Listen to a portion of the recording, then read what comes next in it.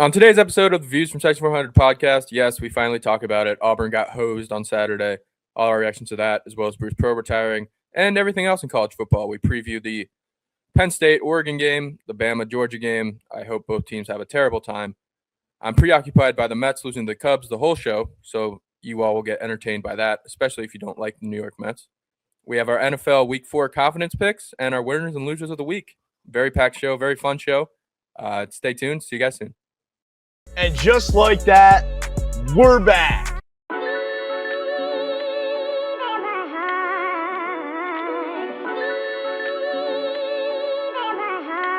A16, turn me up.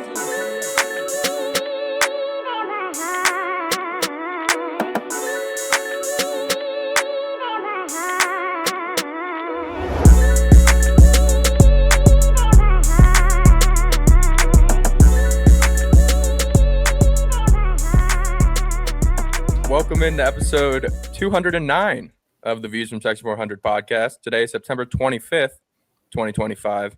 And gentlemen, I hope your couches are ready because we have the best weekend of the sports calendar coming up on Friday. Finally. Is it the equinox? No. Well, we do we have preseason basketball? No, not till October. No. We have even WNBA if it was, basketball. even if it was preseason No hockey. basketball, it would not count. It would not count. What, some The Perth Equinox- Wildcats playing the Sixers in the preseason. The equinox is the NBA, the MLB, the NHL. Yeah, I was gonna say I don't think And we're the getting that just yet. I feel like that's the best weekend in I sports. feel like I'm missing it. Well, I mean, we're gonna have some basically playoff baseball, some WNBA playoffs, some Ryder Cup, some great. I snuck in the WNBA there. I know. You did. Some great college football, which we'll get into here. It's a great time to be alive, and some NFL on Sunday. that's Mickey Mouse-esque, but it is a great college football slate, and I know that's what we're getting ready to talk about. Probably the best of the year. I know Texas and Ohio State was overhyped at this point. I guess, people will have their opinions on that, but yeah, nonetheless, a fabulous day of college football is lined up. Yeah, and we'll get into the games coming up. But first, we have to start with our Auburn Tigers. It's a tough weekend for the Auburn Tigers. They got cheated out of a win in Norman, Oklahoma. And then Bruce Pearl retired. Jack, how are you feeling? I was like really not looking forward to this show tonight because I knew we were going to talk college football. I knew we were going to talk Auburn. I'm still not over it, man. Bruce Pearl, it's brutal. That was the icing on the cake after we got absolutely screwed out of a game on the road in Oklahoma against a Heisman candidate. Not anymore. He's out 3 to 6 weeks. He decided to take off. I did see that he's getting some surgery. But no, I mean, we got cheated out of that game. That play, I mean, the SEC had to release an entire statement about how Auburn got cheated out of it. Is what it is, man. I'm just whatever. At least my Jaguars won the game. I'm more upset about Bruce Pearl. We have a chance to redeem ourselves this week against A&M and next week against Georgia. I'm actually looking forward to those games. I think there might be a shot we might get a little bump from the refs after what we had to go through. But I really hope so. You guys, and not to jump in at a left field here, but you guys need Georgia to beat Alabama this weekend for that game to mean something next week. Are you guys not all in? What do you mean, Brian? Do you not want to knock off the Georgia Bulldogs and give them their first loss of the season? Because the second loss does not carry as much weight as the first loss. They'll still be a top 10 team if they lose to Bama, but it would mean a little bit more. Yeah. A little? It would definitely mean more if Georgia can go out, a lot more, take care of business against Bama this week. It would mean a whole hell of a lot. And when we beat them in Jordan-Hare in 2 weeks, I agree. Um, Brian's rooting for Bama this weekend. All good. But it's more just, I don't really care which team wins. Auburn's going to have to play both of them. Yeah. So one of them is going to have a loss. Alabama already has one, not in the SEC though. But yeah, I'm still very much looking forward to this Auburn game on Saturday. I think they have a good shot against A&M, especially at home. They play so much better at Jordan-Hare. And they had the Oklahoma game. I know the refs kind of screwed them. And also Oklahoma fans, I never really knew how insufferable they were, although I should have kind of known after the Baker Mayfield thing where he planted the flag and all that stuff. But it was fun when they were out in the Big 12 and no one really cared about them. Now they're in the SEC, and I got to deal with this. And the fans on Twitter are still saying that play, after the SEC came out and said that play was illegal, they're still saying they didn't cheat. And they're still trying to say the fumble wasn't a fumble. And it's just, I don't like that fan base at all. They're climbing up the rankings of my most hated fan bases in sports. Yeah, that following the Jaguars loss in week 2, I was pretty upset Saturday. That win Sunday, I know I already said it once in this, and we haven't even started to talk about NFL yet, but that win Sunday for the Jags was so big. So big. And if you want my thoughts on Bruce Pearl, go to our social medias and watch. I did a reel on that. I don't want to relive the whole Bruce Pearl thing because it is very sad. But Stephen Pearl did have his press conference today, and it seems like the players are behind him. And they're going to not be as good, obviously, this year. Not as much talent on the roster, but still should be. I trust Stephen Pearl. You tried to remain optimistic, Brian, and Jack definitely will let you speak on your Auburn Tigers here. But you've tried to remain optimistic, and I think it's time to kind of get out from behind the curtain and just admit that you're fully rattled, and the Auburn Tigers basketball program will not be close. I don't care that a Pearl is still coaching. Will not be close, remotely close to what they've been the last 4 years, 5 years, 6 years, 2019. Now hold up, man. It's what it is. No, you don't have to agree. It's what it is. This is a huge year for us, and I'll tell you why. We still have some of Bruce's recruits. Your Nick Saban has left. Tahad Pettiford. Not the same. It's not the same. Okay, all right. Kalen DeBoer was. We'll revisit in January. He was out in Washington. He was fronting out in Washington beforehand. It's not like he was working under Saban for the past decade like Steven has. It's not like he's lived with Bruce Pearl for the past, I don't even know how old he is, 33 years, 35 years? The only difference, he's going to try and do things a little different so he can have his own legacy. You'll see. It's fine. We'll revisit in January. We don't have to get into it. We will see. He's been the defensive leader of that team, and they've ranked top 10 in Ken Palm defensive efficiency like every year. So in terms of the X's and O's, I'm not worried. The thing, like what I said on the Instagram reel, was the recruiting might take a hit, and that's really what I'm worried about. And that's why this year is so important while we still have some of Bruce's recruits. If we can go out there with the best guard in the country, Tahad Pettiford, and go win some basketball games, I'm not saying we're going to be a Final Four team again, but if we can go out there and win some basketball games, make some noise in the SEC, maybe make a little bit of a run in the tournament, that's going to go a long way year one for Stephen Pearl. It'll be interesting for sure, but college basketball is a long way away. Well, less than 2 months. I guess November 3rd, first game of the year, Villanova versus BYU out in Vegas. We were already talking Equinox. It ain't that far away.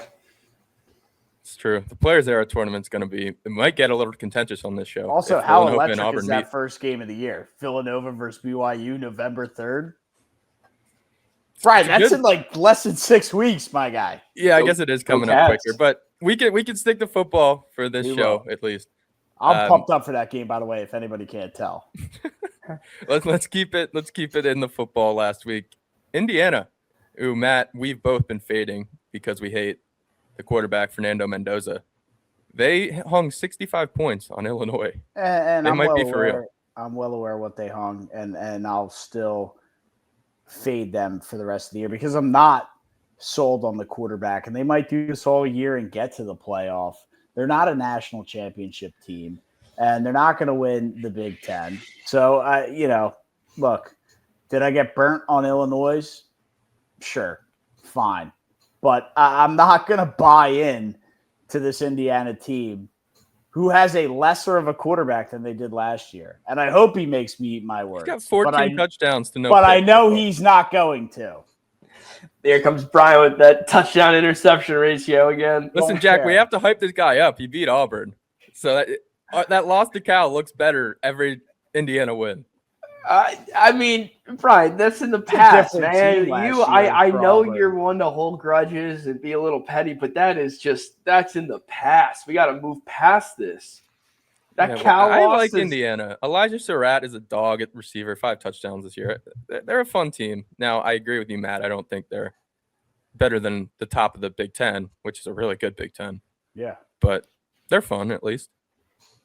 They're better than Illinois, who is still ranked, by the way. Yeah. For some reason, Auburn's not ranked. But we learned the AP poll was a joke last week. So, by the way, I think in the what team is fake, I said Illinois.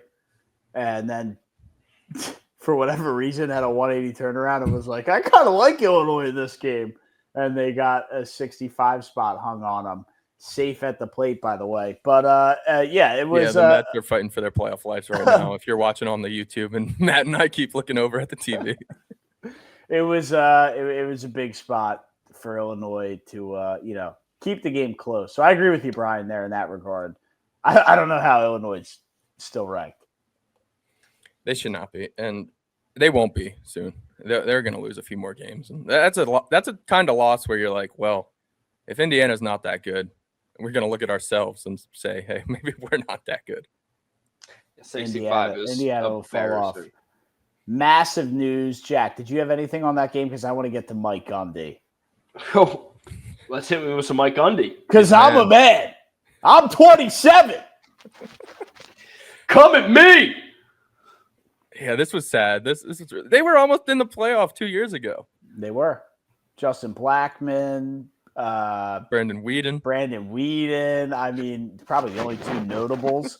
but there had to be other guys. There was a Jags wide receiver that went there, I believe. Yeah, Blackmon. You're thinking of Justin Blackmon. Yeah. Ollie Gordon, I guess. Mike, you guys want to talk about worst first-round picks of all time? Holy Lord! Yeah, look, it's a sad day down Ooh, he's there out at the plate, by the way. In Norman, Oklahoma. He actually might be. But is it Norman? No, that's where OU is. Oh, they played Stillwater. Yeah, they're in the. That's where they play. They're in the boonies out there. They're out there in the boonies. They'll shoot you.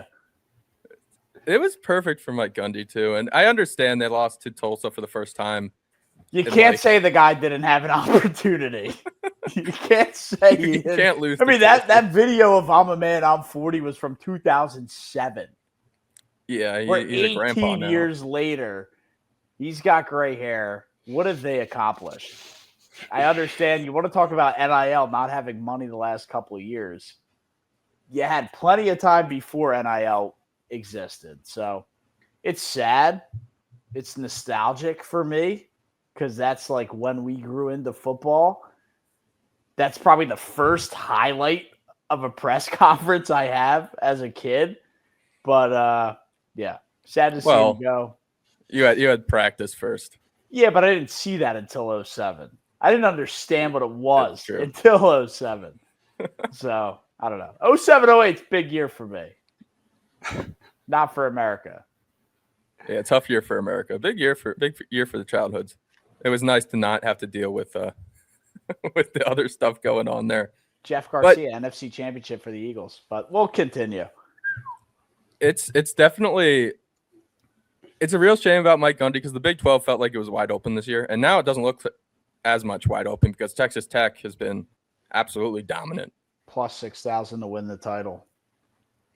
Might be good. Their D-line is really good. Oh, it's already in, Brian. Don't worry about it. 5 receivers with at least 200 yards this year. I have that memorized. All good. Are we really buying into any Big 12 team, though? Absolutely. They finally have a defense. Big 12 is playing defense. Texas Tech has a legitimate defense. The quarterback situation's rocky, but that backup they brought in was unbelievable over the weekend. You thought Utah was going to win that game strictly on the quarterback getting hurt. And the backup that came in looked better. I think his name was Hammond or something like that. Came in, looked better. They finally let him open it up a little bit. Look, I know you guys got Auburn. Not a problem. I think I found my college football team. I mean, imagine the year the Patrick Mahomes. Big Red Raider guy? Red Raiders till I die. Guns up, baby. Guns up. Guns up, dude. Give me a Patrick Mahomes jersey. Yeah, the year the Chiefs Patrick Mahomes dynasty ends, his alma mater starts a dynasty of their own. I just need him to win this year, and then I can give a fuck. But let's say it. We can move over to the Patrick Mahomes wannabe, Dylan Raiola. He lost to Michigan. I'm kind of in on Michigan again. Bryce Underwood looks really good. Yeah, both these teams weren't going to make noise. Nebraska needed to win this game to kind of stay relevant, and they're back into maybe they're a 2, 3, 4 loss at worst team. We'll play that. Not the GMAC Bowl, but it won't be a New Year's Six Bowl. We go to the Music City Bowl. It'll just be, we'll watch them on a Tuesday when everybody has off work over the Christmas holiday, and that'll be that. Yeah, I think it's more about Raiola. Like, I think everyone expected him to really be one of these guys, and he has. He played well. He's kind of like the guy he wants to be right now. He doesn't have a lot of help. There. Doesn't have a lot to work with. What does it say more about this loss? Raiola or Matt Rule? Or both? I think both are equally. Maybe Matt Rule. He hasn't helped his 5-star. Raiola could have chosen Georgia, and he chose Nebraska. And they haven't really given him anything. Well, didn't his dad go there? Some of his dad being there? Yeah, but he could have gone somewhere else. And Indiana, you look at them, they got Elijah Surratt, and I know he followed his coach from JMU, but there's receivers in the portal. Auburn brought in Eric Singleton. There's guys you could get for Dylan Raiola, and they just haven't surrounded him with really any playmakers. So definitely a lot on Matt Rule. I think so, yeah. Philly's up 7-1. But yeah, it's a lot on the program who, if you guys remember, nobody does because we weren't alive, but was it back in the 80s? This was a powerhouse college football program that just has not been able to come close back to what it was. And I don't know. Brian seems to be all in on Michigan. I wouldn't say I'm all in, but I definitely have a little more faith than I did after they lost to Oklahoma. And Oklahoma kind of proved they're just a good team. And I know that Auburn got cheated, but they did play. They had 10 sacks. They're a good team. Cheated, but the eye for the eye happened, and the quarterback's out. Well, yeah, without the quarterback, it's going to be really tough. It's going to be tough. You're going to now see them be a loss, and that's going to kick Auburn in the can down the road. You guys are going to because it's a committee now. It's not just numbers. They understand. Well, the Auburn Tigers. I'll give you that to an extent. They injure the quarterback. They get freaking hosed. They lose the football game. The Jaguars, they injure the quarterback. They get hosed. They lose the football game. I'm going insane over here. I bet you could tell by my freaking hair for those of you looking at the YouTube. Losing my mind out here. Well, you can lose your mind some more when we try to give out a winner for this Penn State-Oregon game coming up because it seems about as even as it can be right here. Matt, why does Brandon Nimmo have a sledgehammer in his hand? Is what I want to know. Instead of a donut on the on-deck circle, he uses a sledgehammer. I think that's crazy. Also, by the way, watching Brian frantically look up at the screen every 15 seconds, I'm in heaven right now. But it's Jack, essentially playoff baseball. You had a question for me. What, you want to pick? I do, brother. No. I don't need a pick, but I need an analysis. Does this one come down to James Franklin and the fact that he cannot win big games? It absolutely does. I think the whiteout helps a lot for Penn State. I was texting some people today about, if this was a Big 12, a big noon kickoff, whatever they call. I don't even think they do it for the Big 10 anymore. But if it was a big 12 noon kickoff, big noon, do they do that for the Big 10? Yeah. Yeah. They got Dave Portnoy on there now talking about Michigan. I know they do it, but it's a Big 10 games. Yeah, and they just go right into the Big 10 game after the pregame. No. Okay. Sure. And that's the big noon kickoff. Yeah. Either way, if it was a 12 noon kick, I would lean Oregon. The fact that it's the whiteout 7:30, I think Penn State's roster, and we shouldn't be blinded by what Oregon has accomplished over the last couple of years. I think Penn State's roster is better than Oregon's roster.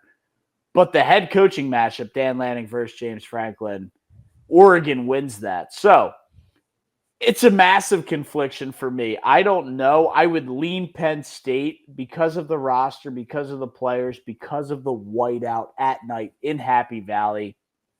I give the edge to the Penn State Nittany Lions. But with that being said, Dan Lanning is coaching the Oregon Ducks. And I think there is a clear advantage in terms of the masterminds that are pulling the strings behind both football teams. And I'll leave it at that. I know that's not like a clear-cut direction, but I mean, even for me, it's the quarterbacks. I trust Dante more on the road more than I do Drew Aller at home. And Drew Aller sucks. I agree. The difference there, though, is go ahead, Jack. Let's just say, let's keep in mind, this was a marquee matchup at the end of last season. And Drew Aller and the Penn State Nittany Lions, with arguably a worse team last year, went on the road and almost won the football game. It was a one-score game late in the game. They beat them in the Big Ten championship. I was going to say, I think I remember. Did they really go back-to-back and play twice? I don't remember that. Didn't win in the Big Ten championship. Thought they did. No, Oregon won. It got close at the end, but it was a high-scoring affair. It definitely was high-scoring. Oregon lose to Ohio State or something? No, the Big Ten championship was Penn State, Oregon. Yeah.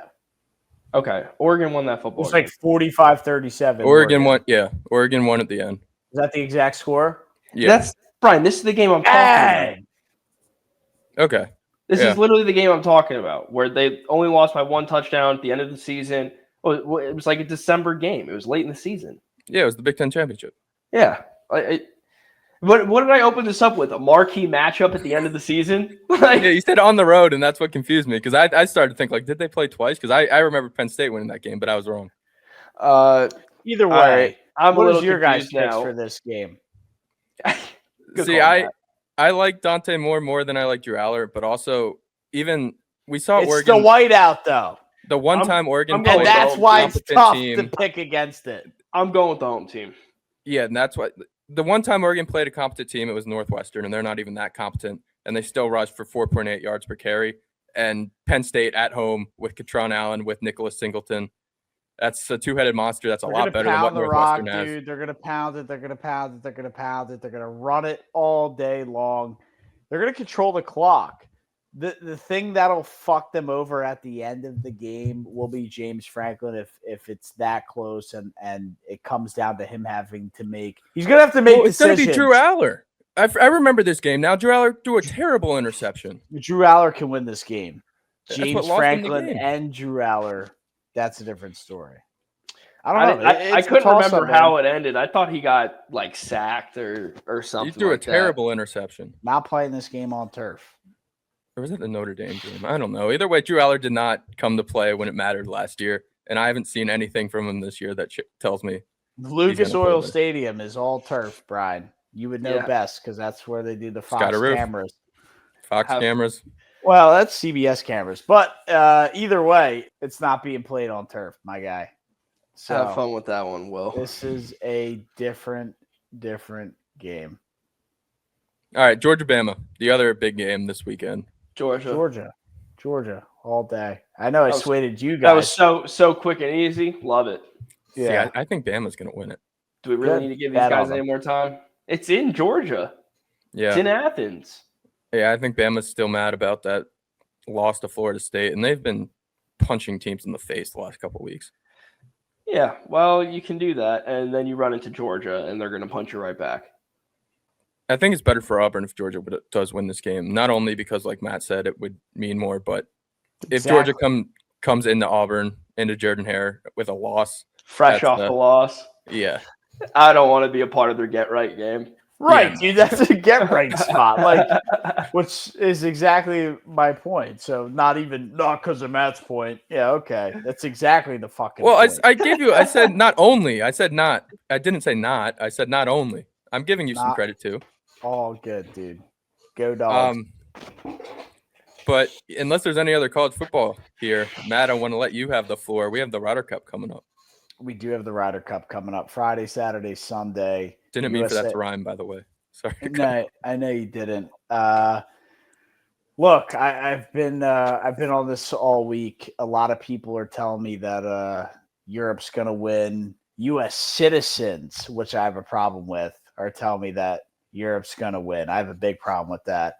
And they're like, "What? I think they're going to win, but I'm still rooting for the U.S." No, that's not how this kind of thing works. If you're gonna root for guys, you watch the PGA Tour, and it's all individual. It's the team effort. You watch the team because you live in the country and you support the country. This is like you playing World Cup soccer that's going to happen in 2026. Look, this is a preview. Jack's giving his best Rick Ross impression. This is a preview of the 2026 World Cup when all the teams come to the United States. We have the Ryder Cup at Bethpage Black, a public course. Keegan Bradley, the captain, said it best. You have a nation on your back you're playing for. It's September in New York. You have a nation on your back that you're playing for. You're not playing a regular golf tournament. You're playing at a course that the public plays at. You're defending a public course. United States. Bethpage Black, the hardest course probably in America. You're defending the public. You're defending a course in America that the public play. You're defending you and me and Brian. It's your father. What it is. This is what the guy down the street, he can go play at this course. You're defending home soil. This isn't a course that you got to pay $300,000 a year to get initiated or this and that, a country club. This is anybody can go play. Sure, it's hard to get a tee time, but anybody can go play. You're defending a lot more. So if you're going to sit here and be like, well, Europe's going to win, have you ran any of the analysis on where they're playing? Have you even looked at what it requires to play? The United States, and Keegan Bradley has been clear about this since he's been named captain. The United States are going, this is more than the Ryder Cup. And the Ryder Cup's big. This is more than going in and thinking we're not going to, whatever, go in and we'll do our best. You have a nation behind you. The hardest course in America. The public play at it. New York in September. What does that mean? I'll let you think about it. If I didn't know any better, I think you're Herb Brooks. I'm ready to take down the Soviets right now. If that doesn't get you ready to run through a wall, I don't know what will. You never will. Jackson Quaven should have been on this roster instead of Sam Burns. No. Can't say you're wrong, but Sam Burns could be a question mark. Jackson Quaven would fold under this pressure. They boo at the Ryder Cup. This is not an etiquette golf tournament. This is not going. They're not going to boo the home team. They're not going to boo the home team, but they're going to be loud. Oh, New Yorkers do boo the home team. There's a lot of pressure here. This. He says in his New York Giants football hat. I'm watching the New York Mets. But no, in all seriousness, this is a nation on your back. You're defending home soil, not only because it's in America, but because the public plays at this course. I love the way you said it. You're defending a common man. It's all of us. It's you. It's me. It's your brother and sister. Anybody that gets out on a golf course and likes to play a couple strokes. I mean, do it for your country, for the man next to you. I got goosebumps right now. I'm ready to run through a wall. Last time the U.S. had to defend home soil by shooting a bunch of balls at Europeans, they won. Let's do it again. Baseball. Speaking of balls, you guys. I don't have any bets for you other than U.S. to lift the cup. If that's what you were trying to get at by that segment. Because it's hole versus hole, so I don't know what you can. Well, you could take a guy to get the points, a guy to do this. Yeah. The U.S. to lift the cup. It's coming home. That's my bet. What are they, minus 150 right now? Minus 145, minus what? Who cares? Yeah, who does care? USA, come on. We know the World Cup's not going to come home, so let's get the golf. Right. I told you a preview of 2026. All right, let's keep it moving. I didn't mean to get that emotional there, but that got me I'm happy you fired did. up. I'm happy you did. That got me fired up, Brian. Playoff baseball. You guys are seeing me stress about it right now. You're hearing Matt clap when the Cubs get hits. We're in the end game here. It's the Mets got a big win, I guess, last night, 2 nights ago. As you're listening to this, we'll see what happens tonight. Reds lost. Diamondbacks, of course, walked off the Dodgers. So the Mets are up right now, but they're only a game up, and they don't have the tiebreaker on either the Diamondbacks or the Reds. So they're essentially a half game up, and they got to keep on winning. And I mean, I don't know if you've taken a look at the projected bracket if it ended today, Matt, but we'd have the Mets versus the Dodgers for the right to play the Phillies on one side, and the Red Sox and the Yankees for the right to play the Blue Jays on the other side. It's just pure chaos. So I think the Pirates won the other night, which allowed They did. the Mets to sneak Big back win. in because going into that, the Mets were out. So a big win for them. And, kind of glancing over at the Cubs and the Mets playing, it has that playoff feel. You can see Wrigley Field packed, tense energy, 0-0 in the third inning, and doesn't seem like anything's going to break anytime soon. We'll see how this game plays out. But no, you're right. It's the playoff matchups are almost set. The Mets and the Reds are battling. The Diamondbacks are right there too. Reds down 2-0 again. The Diamondbacks there too, and I don't know if we're going to get to it. I guess you do have Cleveland in there too. We can wait a second, but yeah, it's playoff baseball always comes a week early. Yeah, the Mets got a huge win. I think Howie Rose said it. It felt a lot like a 2024 win, that 9-7 victory over the Cubs to open up the series. They're getting help from the Pirates right now. Big night from Paul Skeens. They Hopefully are the Pirates getting a lot of bullpen help from them. can finish that. The thing in the back of my mind, which is really just like my PTSD as a Mets fan. So last year, if you guys remember, when the Mets and the Braves had that doubleheader because Rob Manfred is an incompetent prick, they both got in, and the Mets kind of punted the last game to rest for the wild card series to allow the Braves to get in, which knocked out the Diamondbacks. And now you have the Diamondbacks in the rear view trying to catch the Mets. So they're fighting for revenge in there.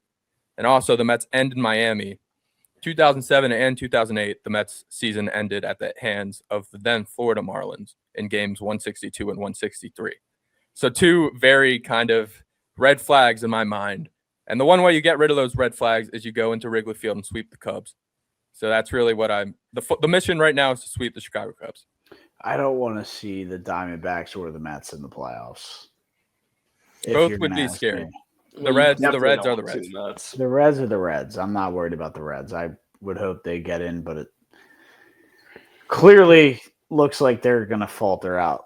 Yeah, I don't think you have to worry about the Reds. I do think there is a little bit of hesitation. I guess hesitation is the wrong word, but a little bit of kind of rattled if you're a wild card team playing the Reds and you got to deal with Hunter Green and then like a Nick Lodolo in game 2. I know Lodolo hasn't been great, but dealing with at least one game of Hunter Green in a 3-game series. But in a 5-game, you're probably fine. Also, by the way, why are the Cubs even trying?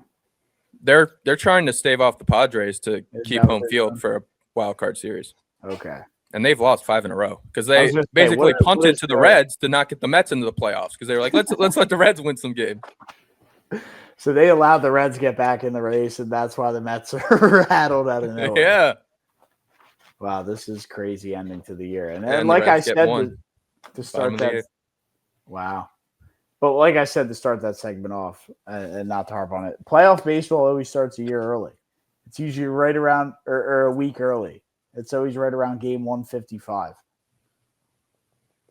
Yeah, it's gonna be a wild end to this season, and I just hope it doesn't end in heartbreak for me, but it probably will because that's how most Mets seasons end. They've only gone to the playoffs in back-to-back seasons twice in their history, so it doesn't happen often. But we'll see.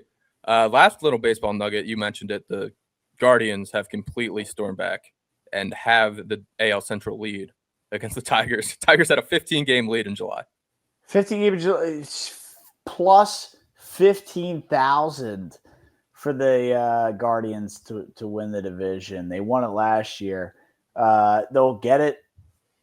What seemingly seems back this year, I think they're up 3-1 as we're recording this. which will put them 2 games up. Just shows how massive the swing can be when you play the team you're fighting against in a 3-game series right at the end of the season. But who would have thought? Who would have knew? The Guardians came all the way back. The Tigers still get in if they don't win the division. They'll be a wild card. The loser of the Central will likely be a wild card unless the Rangers somehow win out. So, But even then, I'm not sure. It's we see it every year with baseball. A collapse is inevitable. You don't know which team, but it will be a team. And the signs are kind of there with Detroit all year. So it's not the Rangers. It's the Astros now fighting for the wild card, since the Mariners have been hot. So the Astros are a game back of the Tigers. Brian, can you walk us through the playoff picture before we jump into winners and losers? Yeah. So National League, you have the Brewers have won the NL Central, essentially. The Phillies have won the East, and the West is between the Dodgers and the Padres right now. Dodgers are 2 up on the Padres. In the wild card, the Cubs are a playoff team. They're 7 up.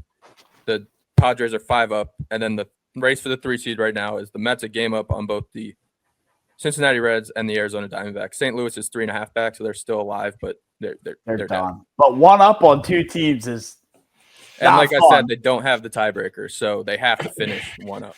Have to. In the American League, the Blue Jays are hanging on by a thread over the Yankees in that division. They're a game up.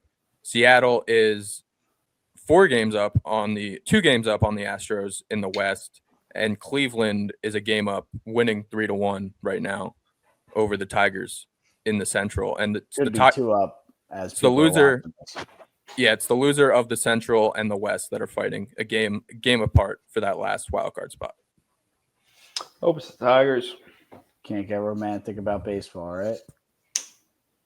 As the Pirates give up another hit here, so we'll see. That game will be over.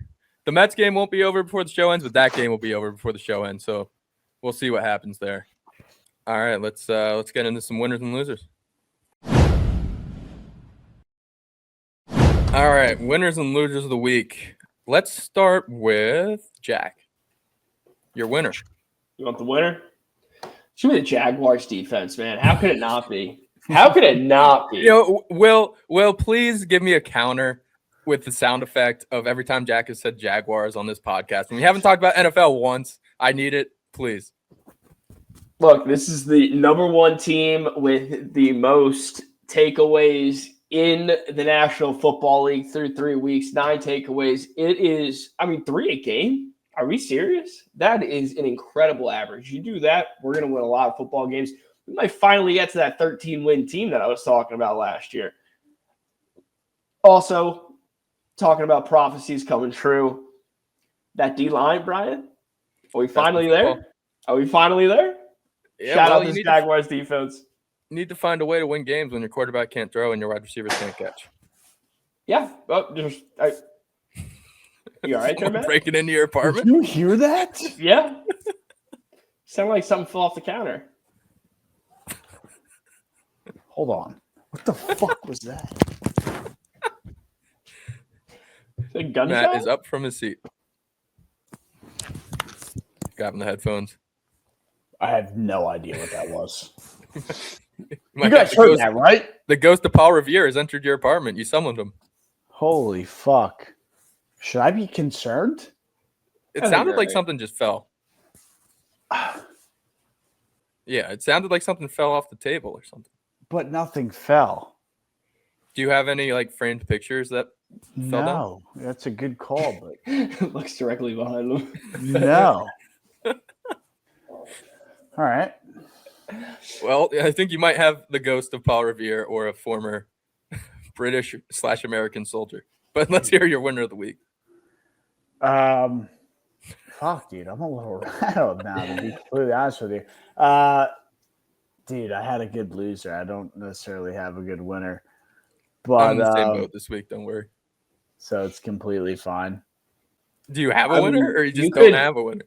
Matt, you could double down and give us the Jaguars defense. No. Best D-line in football. I mean, is it cheap to go with Carson Wentz, who got a victory for the Vikings. Maybe there's a case there. Is it cheap to go for Cam Scatterbo after having solidifying himself as RB1? I don't know. Is it cheap to go with my playoff-bound Carolina Panthers after a 30-0 victory? I don't know. There's a lot of different ways you could go with the winner. But I think I'll go with the guy who's going to remain as a starting quarterback, and that's Carson Wentz.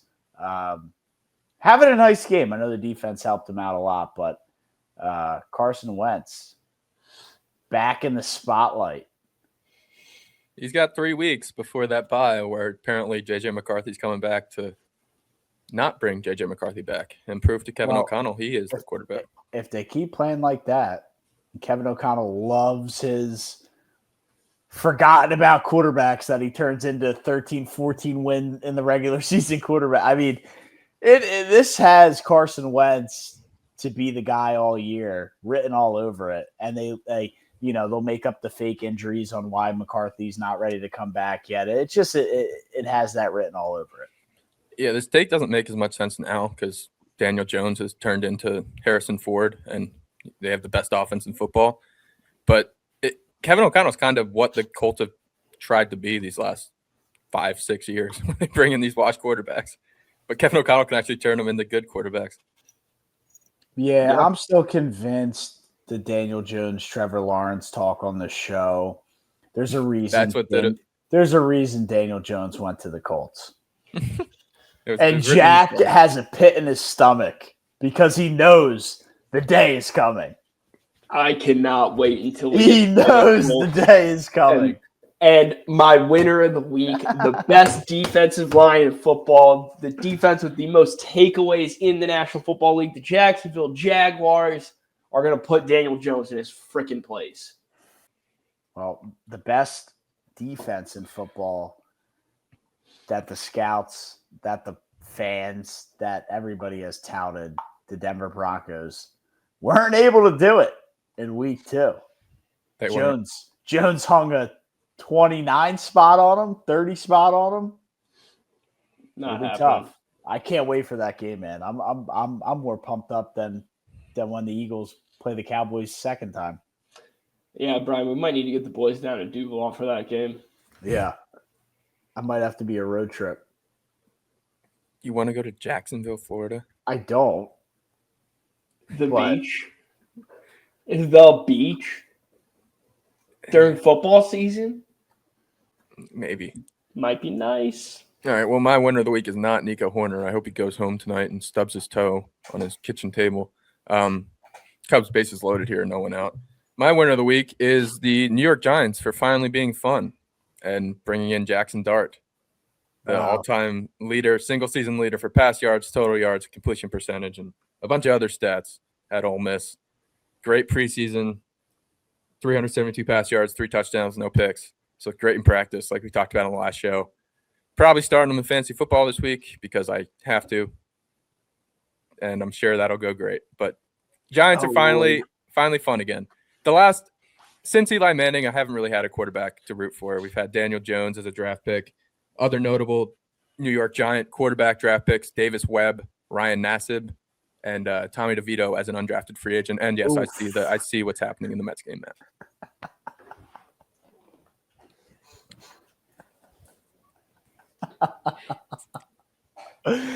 That Soto plays great defense in right field.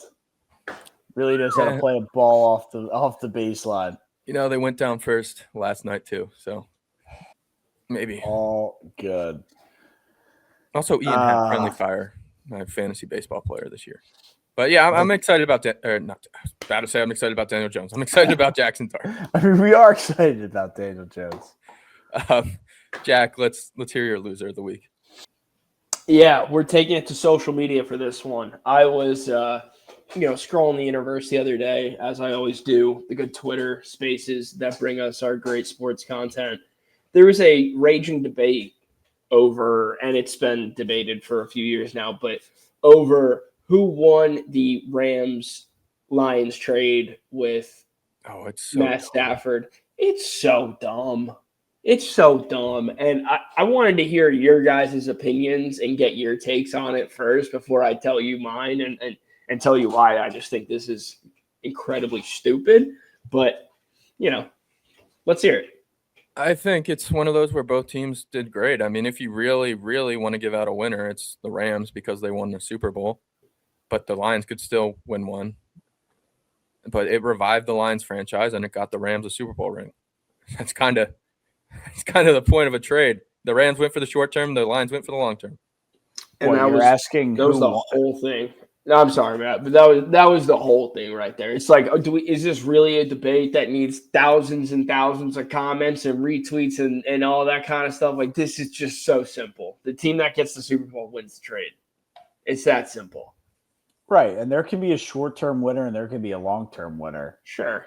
So, short-term, Rams won. And it accomplished what both teams were trying to do. Right. And the Mets game is at the scene now. Matt, your winner of the week. May as well just we already did loser of the week. We already did winners. I had a couple. The funniest one that I saw had to be Lane Kiffin's daughter hard launching the LSU linebacker as her new boyfriend. And oh, by the way, Ole Miss plays LSU this week. Jogged my memory when you brought up Jackson Dart. So I had to give that an honorable mention. Hopefully I didn't steal that, Jack, from you as the loser of the week. So I just thought we had to mention that because that's an all-time, like, are you kidding me? And Lane Kiffin active on Twitter, X tweeting about it. Somebody's playing mind games. I'm not sure if it's the linebacker or Lane Kiffin and his daughter, but because they've had to know about, like, Lane Kiffin definitely knew they were dating before. Had to have ideas, and there goes another one. Yeah. But, yeah, wild story. I can see why she's dating a D1 athlete. I'll leave it at that. But another loser of the week real quick. Just funny to, continue to rag on the bottom of the AFC South, which isn't the Jaguars, Jack. Damn but right. but just thought it was funny. The head coach came out publicly relinquishing play calling duties, giving it to the quarterback's coach. Said, we're 0-3. We got to get better. Was that down in Tennessee? Down in Tennessee, the Titans. My bad. Did I not say that? He's going to get fired. The Texans are also 0-3 at the bottom of the AFC. My bad. You're absolutely right. You're absolutely right. They suck too. And I gave you a platform there to rub that in. But love it. Salt in the wound. But yeah. Thanks for the oop. Titans quarterback or head coach Brian Callahan said Tuesday that he's relinquishing his offensive play calling duties to quarterbacks coach Bo Hardigree, while Nick Holtz will continue to be the offensive coordinator. So who knows what Nick Holtz is doing and maintain the same duties, helping build the game plan. Callahan said they hired me to be the head coach, and part of the process was being involved in the offense, but my job is to be head coach of the football team, and I think that this change allows me to do that. He goes, we're 0-3. We're trying to be better. Yeah, everyone thought McDaniel in Miami was going to be the first coach to be fired. It's going to be Callahan. Starting to feel like that. Colts and the Falcons they just fired their wide receivers coach, and they're made their offensive coordinator go to the sideline for games now instead of the box. It's some weird coaching changes.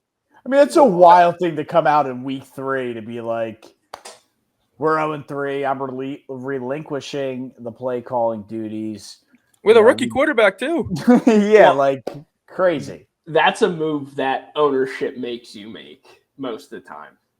I feel like that's a move that comes publicly down about it. The Eagles made the change at halftime. You didn't hear them talking about it.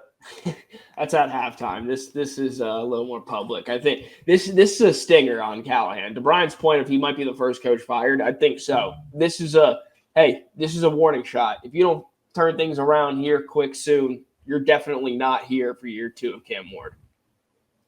Who also, by the way, the ownership, GM and owner, are not the sharpest tools in the shed either. But there's a reason they're never very good. Yeah. Well, Vrabel was there, and Tannehill, and Henry. Yeah, I guess they did beat Lamar Jackson. Had a couple runs there. They were in the AFC Championship game. They were. Recently, kind of. Did they start a weird quarterback in that game, or was it Tannehill? It was Tannehill. Okay. Maybe it's it's hard to keep track of the Titans Titans on the nonsense. Chiefs, too. They might have been up like 7-0. Maybe a little more, but I forget. I got to pull pilots. Doesn't matter. They're 0-3 and in purgatory. Yeah. I don't think they'll get better anytime soon. All right. My loser of the week. I'm about to get unnecessarily mad. I was also on social media this week, Jack, and I was on TikTok. And I want to preface this with I understand most people on TikTok are younger than us. Therefore, they haven't seen as much ball as us, and they probably don't know as much ball. But there's a time to keep your mouth shut, and that is when there's this new meme going around. Name a forgotten running back. And I made the mistake of opening the comment section, and I wanted to punch myself in the face. So I went through these comments. I saw guys like Alfred Morris, Darren McFadden, Philip Lindsay, Trent Richardson, no Sean Moreno. I've never been so mad in my life. So I'm going to teach these children right now. These are forgotten running backs. If you want to think about Alfred Morris, he's remembered. Maybe go to his backup, Mr. Roy Halou Jr., who was a valid flex play for multiple years. Trent Richardson was a first-round pick. Trent Richardson is remembered. You know who's not remembered very much? Light-skinned short king Donald Brown, who won multiple weeks as a fantasy flex option. Darren McFadden was one of the best running backs in the league forever. He also had one of the best handcuffs in all of fantasy football. That was Mr. Michael Bush. Alfred Blue would be an acceptable answer on this, but he has also been mainly remembered by a lot of people. You know who's not remembered? Mr. I need 7.7 PPR points, Bishop Sankey, also from the AFC South. I remember Bishop Moreno. Sankey. No Sean Moreno was a fucking meme. He was crying. He was a meme. He's remembered for being a meme. You want to know who's not remembered? His backup, who caught passes on 3rd and 20, got 7 yards, and then got rocked out of bounds, Mr. Bobby Rainey. That is a forgotten running back. And don't think about if you remember Deion Lewis. Everyone remembers Deion Lewis. Everyone remembers Deion Lewis, James White, and Rex Burkhead. You know people don't remember? The people I thought would be the next Deion Lewis, Charkandrick West and Darwin Thompson in the Andy Reid offense. Those are forgotten running backs, children. Is the Mets' anger boiling over into this take? Yes. I didn't even talk about Javid Best, who would have been one of the best fantasy running backs ever if the Guardian cap existed in 2012. Joik Bell, Bilal Powell. There's so many answers to this question. Rashad Mendenhall. He was on the cover of Madden. Rashad Mendenhall. These are all guys I know and I have his jersey, by the way. Steelers jersey, Rashad Mendenhall. You guys don't even know about that. O'Shawn with the Broncos. I mean, dude, none of these guys are just popping off the page. I got one for you with the Lions. I got one for you. Another ex-Steeler, Willie Parker. You guys have no idea. That's a good one. Like no idea. Forgotten. That's a good no one. idea. I'm so sick of this meme. That's not like Alfred Morris is where he had a celebration that you probably remember when he scored a touchdown. He had a home run every time. How are you not going to remember Alfred Morris if you remember his celebration? He was went to the playoffs. Multiple year 1,000-yard rusher. He scored like 15 touchdowns in a year. Pretty sure he did it with 2 different teams too, the Redskins and the Cowboys. He was also a New York Giant for a while. That was towards the end. Bro just loved the NFC East. Speaking of forgotten New York, I thought David Wilson was going to be the best running back of all time. He got hurt in his first ever preseason game, never played again. There's guys. Don't say Trent Richardson. Think, people. I know you're children, but just use your brain. Where, as the kids like to call it, unk. But it's not even like just no ball. I still remember Leonard Fournette. Yeah, I also saw Carlos Hyde, and I was ready to pull my hair out. He was in the league almost as long as Frank Gore was. Put some respect on Frank Gore's name. That was second to none. But what was the exact requirements? Just name a forgotten running back. And the the worst part was like when the guys Willie like Parker was the best one of that was named. I like the Willie Park. I like the Javid Best call. I mean, there's a lot of good calls there. It's a stupid game, and Alfred Morris. There were a bunch of other comments of like, "This guy knows ball. What a pull!" I was like, Dude, no, he doesn't. But that's winners and losers of the week. I'm sorry for losing my temper. How about Ben Jarvis, Green Ellis? How does that rank? I Brian? wouldn't count that as a forgotten running back. He was around forever. I think it's just the name value. If you want to go, yeah, Ben Jarvis, Green Ellis. I think Jay Ajayi is kind of the same, and he's a little bit more forgotten. I mean, he was an Eagle. He was a Patriot. Did he win a Super Bowl in 2017? Maybe he did. Yeah, like he's. I don't know if he played. He's a I Super forget. Bowl champion. Jarvis Green Ellis might have been a Super Bowl champion too. Forget if he had injury with status. the Pats. Yeah. Was he in the same backfield as Cedric Benson, or was that Jeremy Hill by then? I'm trying to think about Bengals. Who was that? Who was that UNC running back that was back there forever? It's Brian's guy, C.J. Henderson. No, that was no. That was Denver. UNC on the Bengals? Yeah. Running back. They had Giovanni Bernard. Giovanni Bernard. There you go. I think he won a Super Bowl too with Brady and the Bucks. I don't know. For me, and I know I said it, not toot my own horn, Willie Parker wins that whole thing. None of these kids know Willie Parker. I know Willie Parker. Hope they look up some Willie Parker highlights there. Was electric. Have his jersey for a reason. Oh, I also saw CJ Spiller on there. Stop it. Like the 8th overall pick. Stop it. Next thing you know, you're going to see fucking LaDainian Tomlinson on there. Who's next? LaShawn McCoy on the Bills? Oh, I bet you'll see some LaShawn McCoys if you ever stumble across this. Yeah, I used to joke. Pretend like I was LaShawn McCoy in Call of Duty Zombies, weaving around. Brian probably would have tossed his phone in a river if he saw Bo Jackson's name on there. Yeah. I would have been very angry. The pause. I would have been mad if I saw that. All right, let's get to some confidence picks. Let's recap the last week of confidence picks. We have a nice graphic made from our editor, Will. I will throw that up now. Why don't I have a fucking mustache? I want to redo my picture too, by the way. Like the fuck? I'll let Will know. If you're on the YouTube, you can see the standings. I'm at 312 points through 3 weeks. Matt's at 316. Jack's at 197. If you want to see each game, please go look at the YouTube. If you're listening, go park your car, or after you get to your destination, go watch the YouTube so you can see the full recap of what games we picked. But we all missed on the Packers big and then missed on a couple others. Also, Jack is behind by a lot because he missed week 1. So he's got missed week 1, but I'm liking what I see here. Obviously, some tough losses with the Packers and the Falcons high up on the list, but only 4 losses on the week. We'll take that. Yeah, the Ravens really just messed all of us up. But let's get into all my least confidence picks lost. Perfect. That's why they're down there. All right. Matt, you want to kick us off? Jack kicked us off for winners and losers. Yeah, you might as well have the guy leading the charge kick off week 4 here. Last week of the no bye, by the way. Now the fantasy football season gets interesting. But my confidence picks this week starts off with the Bills over the Saints. There's no way Josh Allen is allowing Spencer Rattler to get his first NFL victory. Texans over the Titans, Chargers over the Giants, Patriots over the Panthers, Niners over the Jags. I know Jack will like that one. Rams over sorry to cut you off. You just said the Panthers are going to the playoffs. Yeah, but I like against them. I liked it. Yeah, well, it was a good win last week. I don't know that it'll last.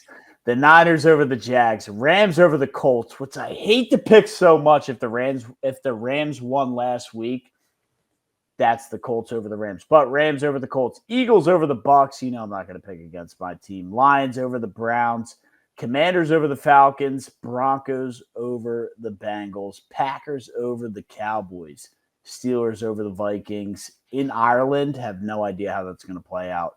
Dolphins over the Jets. Chiefs over the Ravens. Tough pick there. I know a lot of people probably on the Ravens. Cardinals over Seattle. Another interesting one. And then I will continue to double, triple, quadruple down on Pete Carroll and the Raiders, who are going to beat the Chicago Bears this weekend. Dude, that Chiefs-Ravens game. Losers in some tough doo-doo. In shambles. 1-3, the Ravens or the Chiefs to start this season. You can't tell me there's a single person watching football that could have predicted that. No. I did have my Bengals future. People were saying like, "Oh, the Chiefs are done," but nobody actually bet against it. Oh, there's another home run. Nobody was actually betting against it, and now we're seeing it come to fruition, I guess. Having said that, you still have the Chiefs beating the Ravens this week. I still have the Chiefs beating the Ravens this week. Yeah, Brian still has the Chiefs beating the Ravens this week. They're at home. They got robbed against the Eagles. Yeah, I like the Chiefs. Jack, you want to go through your whole list? Was waiting for more of a reaction for me saying that, but you guys go. I'll run it. Yeah, the Bills over the Saints. I think that's going to be the safest play of the day. The Chargers over the Giants. Texans over the Titans. Just going against two rookie quarterbacks there. Lions over the Browns. Packers over the Cowboys. A little more confident than Matt on that one. I just think that this Packers team is going to come in juiced, and that defense is going to make Dak's life hell, especially no CD. Broncos over the Bengals, Jags over the Niners. We're getting it done out in that's at home, but we're getting it done. No, it's not. It's not. Where's it at, Jack? It's in Santa Clara. I shouldn't have double guessed myself or whatever. But it's in San Fran. Oh, Nimmo had left. It's in San Fran. We're getting that win. It's going to be a big, big game for the Jags, proving we can go win on the road against a good team. Steelers over the Vikings. This game's going to be disgusting in Ireland. Just take the under. Disgusting. Patriots over the Panthers. The Dunder. It's in Dublin. The Dunder. It is the Dunder. Wow. I'm hammering that, and I never take paper. Unders. I never take unders. I got the Eagles over the Bucks, the Bears over the Raiders. Really liked what I saw out of the Bears last week. I know it was against a very poor Cowboys defense, but I just think that they're going to be able to replicate that against the Raiders. It's the Raiders. I got the Rams over the Colts, Commanders over the Falcons, Seattle over the Cardinals, Dolphins over the Jets, and last but not least, the Chiefs over the Ravens. Yeah. You do. I think we're very similar this week in a lot of these games. I'm surprised you guys have so much faith in the Texans over the Titans. I mean, look, these are 2-0-3 teams. Do you have that differently? I have the Texans, but I have them a little lower. Oh. Sorry, go ahead, Jack. 2-0-3 teams, divisional game, rookie quarterback. The Titans haven't shown us anything outside of a pretty good defense. I mean, what have the Texans showed us?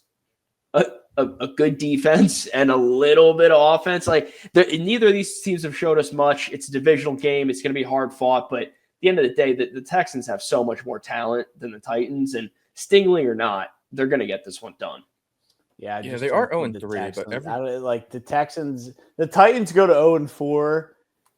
It's fine.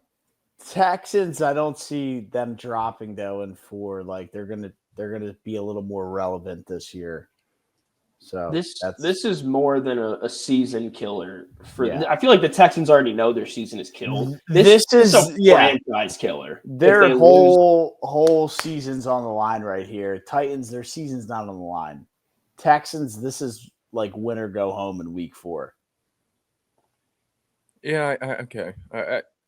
Is it not? What do you think, right? No, I think that was the game last week. Honestly, for the Texans to lose to the Jags and drop to 0-3, the way that the Colts are playing at 3-0, the way that we just beat them 2-1. Maybe it's not the end of the world, but things are not looking bright this season for the Texans. But they can salvage 1-3. 0-4, you can't salvage. I agree, but I think that locker room may already know they're cooked. I think that's what I'm saying. I think they already know they're cooked. I think if they go out and lose this game and drop 0-4 and Your last 2 losses are to the Jags and the Titans, 2 divisional rivals. This is franchise shifting loss. This is DeMeco. This is DeMeco might get fired. Yeah. This is a lot changes. A lot changes. They should have drafted that North Dakota State offensive lineman I wanted the Giants to draft. Season would have looked a lot different. Maybe, but who's that? Zabel, I think. Gray Zabel. Yeah. Yep. Where did he go? The Chargers? Can't tell you. Can't tell you if he's any good. But Gray Zabel. I saw him the other day. I was watching a game. Where is he? He might be with the Chargers. Gray sounds like a Charger. No, Seahawks. He's with the Seahawks. Seattle. Yeah. Let's go. Sorry. Yeah, he's a big reason why their offense is humming a little bit. Oh yeah.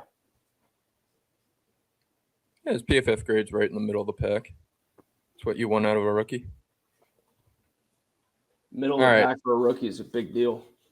I'll go mine real quick. I got the Bills over the Saints. We all have that as our number 1. Then I went Lions over the Browns. It's my survivor pick this week. Oof. Kind of worried about it. Not really. There's no way the Browns get another big win, right? Yeah, they can't go 2 in a row. They can't go 2 in a row. The Browns can't win 2 in a row. Broncos over the Bengals. That defense against Jake Browning.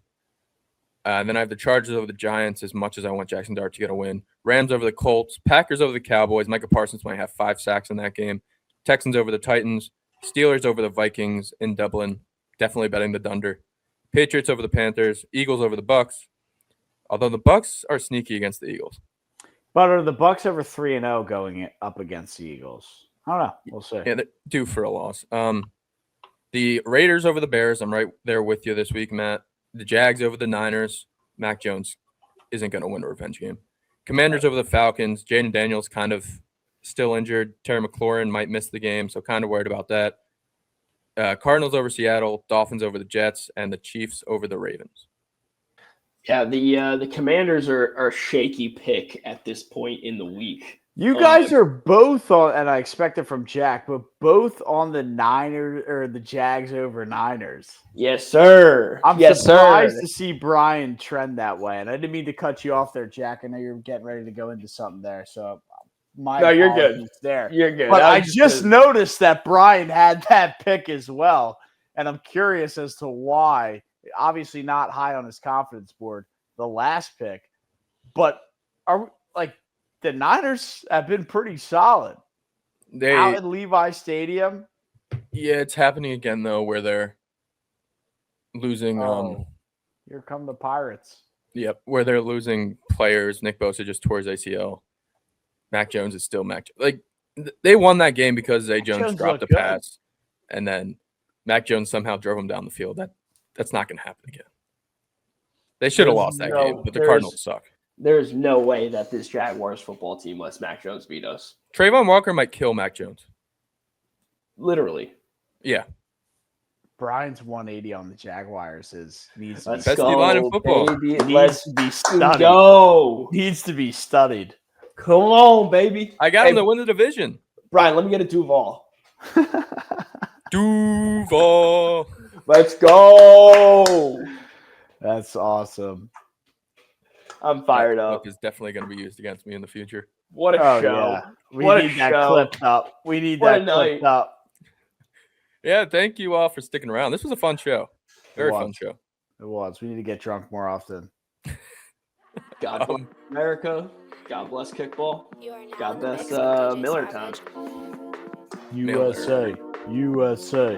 USA. USA. USA.